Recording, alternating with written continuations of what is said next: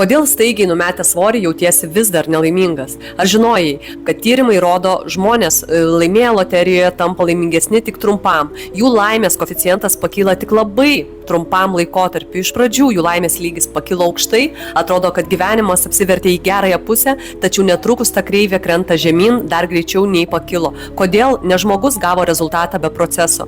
Tas pats vyksta ir su svoriu, ir su sveikata, su bet kokiu greitu pasiekimu. Kai rezultatas pasiekiamas lengvai ir staigiai, be įdirbio, be vidinės kelionės, be gilesnio santykio su tuo, ką darai, smegenys neturi už ko užsikabinti. Nėra naujų įpročių, nėra naujo mąstymo, nėra naujos tapatybės. Kai žmogus labai greitai numeta svorį, pavyzdžiui, per kraštutinės dietas ar net injekcijas, mūsų garsiasias šių dienų madingas, jis pasiekia matomą tikslą, bet vidus lieka ten pat. Kūnas pasikeitė, bet sąmonė ne. Ir todėl viskas grįžta atgal. Nes tik procesas leidžia žmogui suprasti, kas jis yra, kodėl tai daro, ką jaučia ir kaip nori gyventi toliau.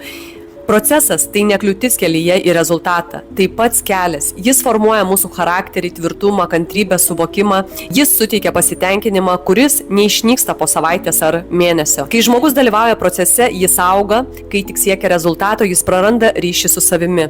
Ir būtent čia slypi visa paslaptis. Laimė neateina tada, kai pagaliau pavyksta. Jie ateina tada, kai mokaisi mėgauti pačiu ėjimu tuo keliu.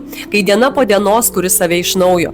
Procesas padeda mums labiau pažinti save, atrasti gerą santykį su maistu, atrasti tikrąjį ir ilgalaikį kelią į rezultatą, į ramybę, į vidinę laisvę ir pasitenkinimą.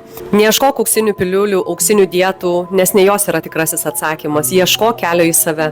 Kelionė, procesas tau gali leisti geriau pažinti save, savo kūną, savo poreikius ir turėti ilgalaikį rezultatą, tai yra sveikatą.